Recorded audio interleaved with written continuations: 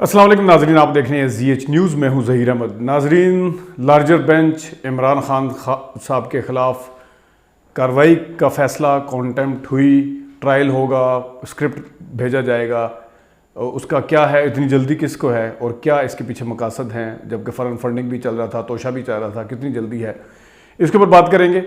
और इस वक्त डिफेंड कौन कौन कर रहा है, जो इस वक्त जजों को, इदारों को, शख्सियात को कौन कर रहा है। बड़ी मज़े की चीज़ है कि और दूसरा ये है कि अवाम के हवाले से जो बात की जा रही है कि आज बड़े लगे हुए थे जनाब सारे कि अवाम अगर किसी के साथ हो इसका ये मतलब नहीं कि वो अबव द लॉ है और फलाना है। तो ये थोड़ी सी इसके ऊपर बात करेंगे। सबसे पहले बात करते हैं ये जो कल कंटेम्प्ट है, जल्दी किसको, इस पर ज़रा बाद में आते हैं।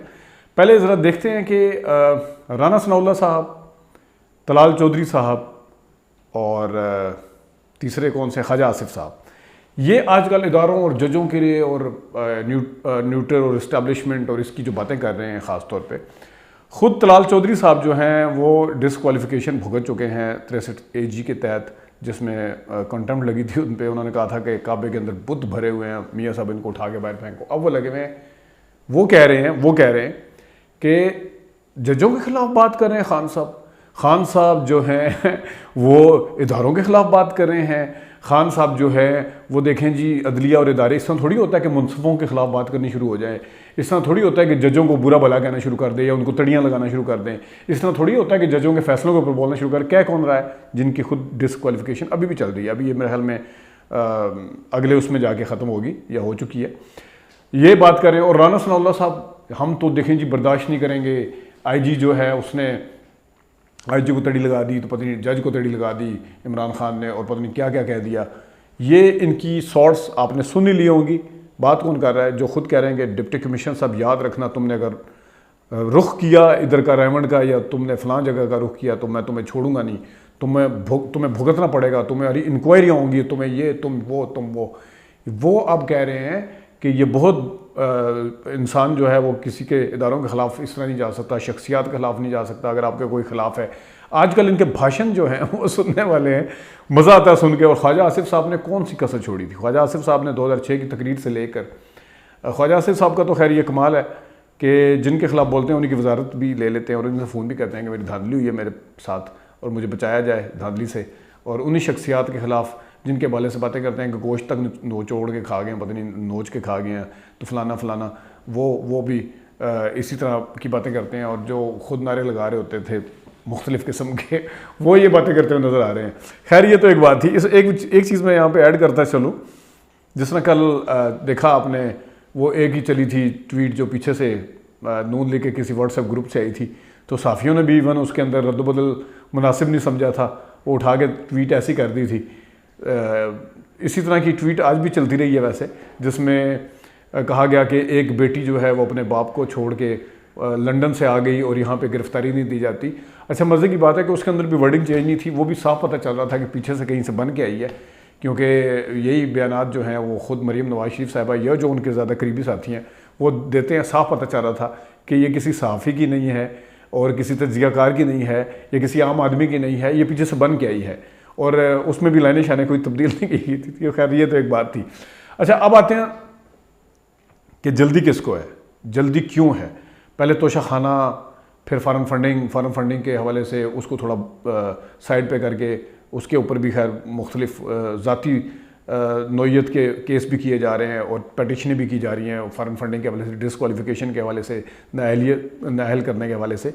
लेकिन अब जो एक नया है कॉन्टेम्प्ट, 3 जज larger bench Islamabad high court का बैठेगा, वो स्क्रिप्ट देखेगा, वो जज के ऊपर कोई बात की है किसी ने तो उसके ऊपर डिसक्वालिफिकेशन की बात करेगा या जो भी करेगा। बादियों नज़र में ये एक बहुत ज़्यादा प्रेशर देने का एक वो है कि इमरान खान साहब को प्रेशराइज़ करके अब टेबल टॉक पे लाया जाए, क्योंकि इस वक्त वो डटे हुए हैं। और बिलफर्ज इमरान खान साहब अगर मतलब डट नहीं सकते या डट नहीं पा रहे या डटेंगे नहीं, इनको अगर यह है वो डटे हुए हैं, तो इनको ये लगता है कि शायद हम ये करके टेबल टॉक पे ले आएँ। लेकिन अगर वो फिर भी नहीं आते और अपनी जो तकारीर हैं वो इसी तरह जारी रखते हैं, तो ख़तरा और ख़दशा यही है, जितनी तेज़ी और जितनी प्रेशर के साथ एकदम से ही सारा कुछ जागा है, एकदम से हुआ है। हालांकि सेशन कोर्ट जज के हवाले से پہلے بھی باتیں ہوئی ہیں، ہوتی رہی ہیں، بڑے ججوں کے حوالے سے چلو ٹھیک ہے، نہال ہاشمی کا بھی سمجھ آتا ہے، یا دانیال کا، یا طلال چودھری صاحب کا، یا جس کا بھی تھا، لیکن سیشن جج کے حوالے سے ہمیشہ فیصلوں کے اوپر بھی تنقید ہوتی رہی ہے، ججوں کے اوپر بھی ہوتی رہی ہے، لیکن ایک دم سے لارجر بینچ کا بننا یہ بالکل رائٹنگ آن دا وال ہے کہ ان کو پریشرائز کرنے کی کوشش ہے، اور اگر بالفرض وہ پریشرائز نہیں ہوتے، جس کا قوی امکان ہے، تو ان کو ڈسکوالیفیکیشن کی طرف بھی جانا پڑ سکتا ہے، خطرہ ہے اس کا۔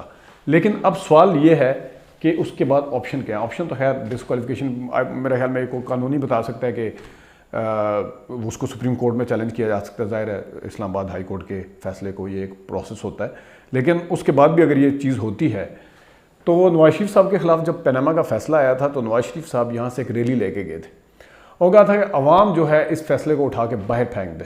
انہوں نے اپنی بھرپور کوشش کی تھی کہ عوام اس کو فیصلے کو اٹھا کے باہر پھینک دے، اور اس کے اوپر تقریریں بھی کی تھی۔ جتنے بڑے بڑے لیڈر ہیں نون لیگ کے، ان کی یہ تقریر موجود ہیں کہ عوام آئے گی اور عوام کے سمندر کے آگے پتہ نہیں عوام کے آگے کوئی نہیں ٹھہر سکے گا، یہ عدالتی فیصلے۔ ریلی کے اندر بھی جو انہوں نے جیلم میں اور گجرات میں اور پھر لاہور میں داتا دربار کے باہر جو آخری تقریر کی تھی ریلی کے ٹائم بھی، اس میں بھی ان کا مطمع نظر یہی تھا، ان کا نقطہ نظر یہی تھا کہ اس کو فیصلے کو اٹھا کے باہر پھینک دیں، کوئی اس فیصلے کو نہ مانے اور بلا بلا بلا جو بھی ہے۔ لیکن وہ کوشش ناکام ہو گئی تھی، عوام نکلی نہیں تھی، لوگ ان کے ساتھ نکلے نہیں تھے۔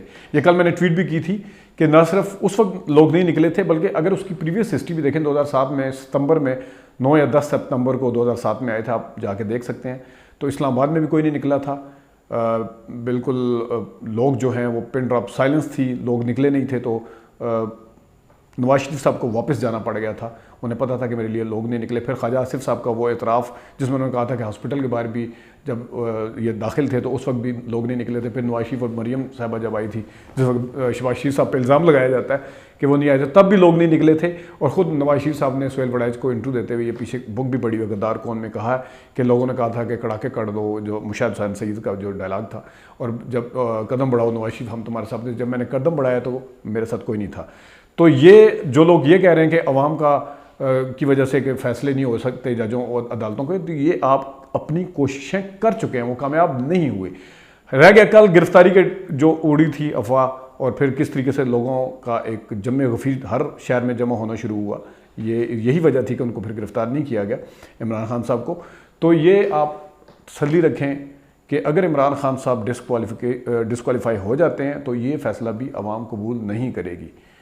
اب اس کے اوپر ڈیبیٹ ہو سکتی ہے کہ کیا عوام کے فیصلے جو ہیں اب یہ سڑکوں پہ ہوں گے یا جو ہوگا، کیونکہ یہ والی کوششیں سارے کر چکے ہیں پہلے کہ ہمارے ساتھ عوام آئے اور ہم اداروں کو یا عدالتوں کے جو فیصلے ہیں ان کو ان کے منہ پہ دے کے ماریں گے، لیکن وہ ناکام ہوئے تھے۔ یہاں معاملہ جو ہے یہ الٹ ہے۔ آپ کو ایک فلم میں یاد کراتا چلوں، ایک ایپوکلیپٹو فلم ہے directed by Mel Gibson, Braveheart والے جو ہیں انہوں نے، اس فلم کی ایک اور خاص بات بھی یہ ہے کہ اس فلم کا بیک گراؤنڈ میوزک جو ہے وہ دیا ہے راحت فتح علی خان صاحب نے۔ اس کے اندر ایک چیز ہے کہ وہ پرانی سویلائز وہ دکھائی ہیں، ثقافتیں دکھائی ہیں ایک دوسرے کو، جنگلی اور لیے وہ، خیر وہ بسائڈ دا پوائنٹ۔ اس میں نقطہ جو اٹھانا چاہ رہا ہوں، اس میں وہ جب ساروں کو ان کے ساتھیوں کو مار دیتے ہیں، جو ولن پارٹی ہوتی ہے، تو ایک کو سب کو کہتے ہیں بھاگیں، وہ بھاگتے ہیں، کوئی بھی سروائیو نہیں کرتا، ایک ان میں سروائیو کرتا ہے جو ہیرو ہوتا ہے۔ اب ہیرو کے پیچھے جتنے لوگ بھاگتے ہیں تو وہ ان میں سے ایک بندہ جو ہوتا ہے وہ جنگل کے اندر جب جاتا ہے تو دیکھتا ہے کہ ہر چیز فیور جو ہے وہ دوسرے بھاگنے والے بندے ہیرو کو کر رہی ہے، ہم جو اتنے طاقتور ہیں، ہمارے پاس اسلحہ بھی ہے، وہ بالکل کچھ نہیں اس کے پاس، لیکن اس کا مقابلہ کوئی نہیں کر پا رہا۔ تو ان میں ایک بندہ کہتا ہے اومن از بیڈ، اومن از یعنی کہ برا شگون ہے، آگے نہ جائیں، برا شگون ہے، آگے نہ جائیں۔ تو لیکن وہ نہیں مانتے، ظاہر ہے۔ اب وہ جو اومن از بیڈ کہتا ہے اس کو پہلے آگے جا کے سانپ ڈستا ہے، سانپ ڈس چکا ہوتا ہے تو اس کو دوسرا سردار کہتا ہے یہ اب ہمارے لیے لائبلٹی ہے، اس کو یہیں پہ مار دو۔